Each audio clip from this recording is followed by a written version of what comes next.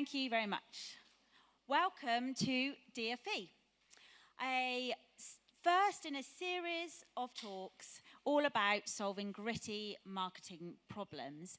I'm Fee, I'm CEO of Brand Champions and former marketing director. Here at Brand Champions, we focus as a group of ex-clients on solving current clients' marketing problems. But I don't want to talk about us today, I want to talk about all of you. So let's start with a bit of audience participation. Hands up if you've got a to-do list as long as your arm. Why are you all here then? What are you doing? Next one, hands up, who works in marketing but just can't get any time to think strategically? Yeah, feel your pain. A lot of hands. A lot of hands. Hands up. Who needs to know everything about AI because apparently it's the total future of marketing? Yeah, lots of hands. Hands up, who has a persistent rash and they are too embarrassed to go to the doctor? Whew, that's a relief because I am not here to help you with that one. But MadFest does have a first aid tent. So, good news, I am an agony aunt, but I only deal with gritty marketing problems. You might ask, what is a gritty marketing problem? If you look gritty up in the dictionary, you'll see that the definition is something unpleasant with real detail about a situation that makes it uncomfortable. So, when we talk about gritty marketing problems, I think of it as a warts and all, single-minded problem, that all-encompassing challenge that's basically keeping you up at night, a bit like a persistent rash. I have spent my whole career, I've worked across pretty much every single industry, from pharmaceutical to travel, from wellness to banking, from pet care to cheese, and let's face it, who doesn't love cheese? There is literally nothing I haven't worked on that hasn't involved solving gritty marketing problems. I'm going to give you an example of how a gritty marketing problem can be solved with one word. So take you back 22 years to a category that was all about Visa. No one had heard of MasterCard. The market was dull and commoditized. It lacked empathy. And it was one word that changed that future. Does anybody remember what it is? Any guesses? Yeah? Priceless. Priceless was the one word that changed it for them. Their long-standing campaign that put empathy into the market. It made them well-known and built their brand for them. So we put a shout out for some gritty marketing problems. We had lots. We didn't have enough time to answer all of them, but we thought we would focus on just 3 today. So let's start with the first one. Kerry? Okay, so first one was, Dear Fee, I can't handle the noise. I've got a job as a senior brand manager for a drinks company. We sell sparkling water with added health benefits. Problem is, this is a noisy category now, and every brand in our space seems to be getting more and more extreme in its positioning. As a brand, what can I do to stand out in a commoditized market when it feels like everything's been done and there's just so much noise? I think it's a really good question. I think as marketeers and agencies, we're all sometimes guilty on focusing on disruption, not distinctiveness. They're not the same thing. So being disruptive, i.e. shaking something up for the sake of it and being controversial, can drive attention, absolutely, but not necessarily build fame. If you look at the IPA effectiveness data, the campaigns that really pay back are the ones that have built fame. Being distinctive doesn't mean you have to be extreme. So what we need to land on for that brand is how can they be distinctive? Let's take an example in the makeup industry. The makeup industry is really noisy, really busy. You might have seen this example. Maybelline, they did some visual effects. They put lashes on the front of buses and trains and tubes. You can see it here. And they focused everything about these exceptional product qualities. This campaign was really distinctive. So my advice is, if you're a water brand, What you're really looking for is to make sure, how are your product benefits better? How are they smarter? How are you making your audience feel better? Focus on what's distinctive for your audience. Don't get distracted by the stunts of others. Next question. Okay, question 2. I feel like a fraud.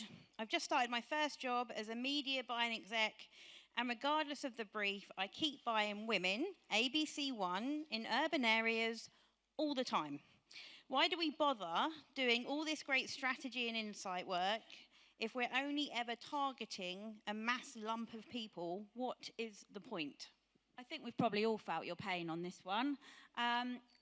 What you need to do is consider your audience in waves. I'm really glad I've heard this consistent message from lots of people, from lots of the talks I've been to.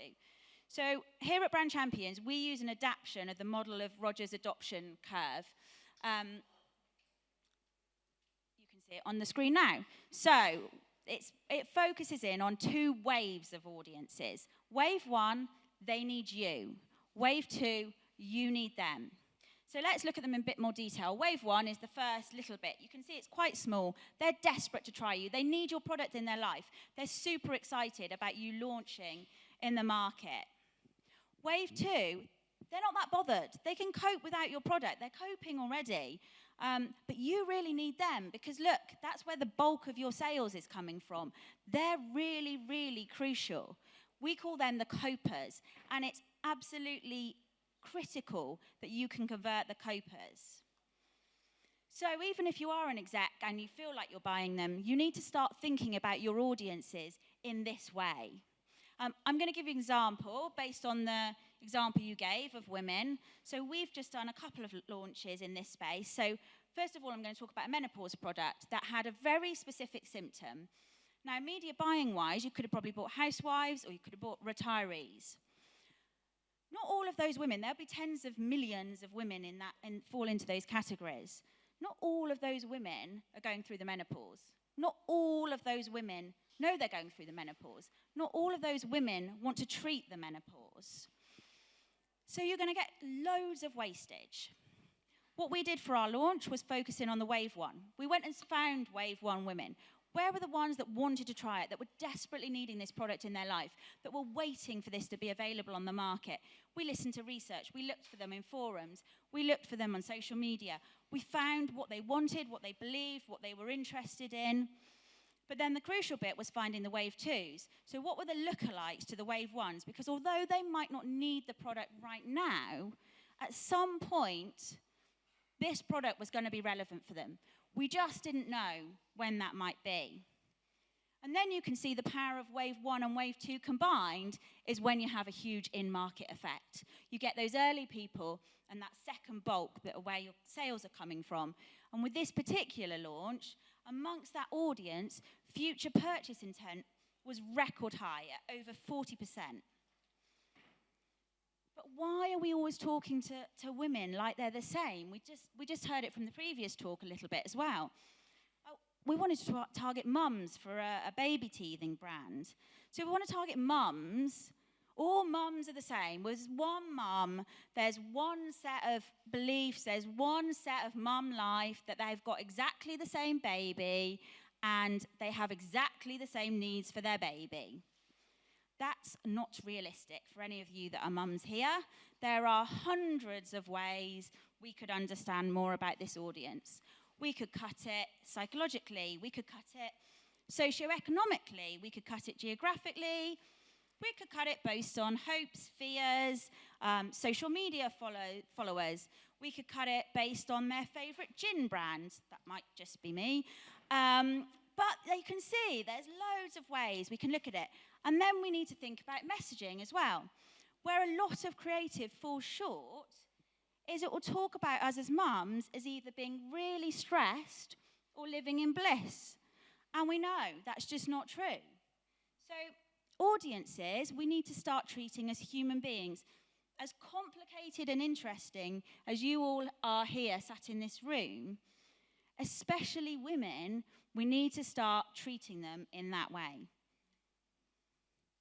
Next one. Last one. Okay, this isn't from me because it starts, should I quit? Okay, good to know. So, dear Fee, should I quit? No. No? Right.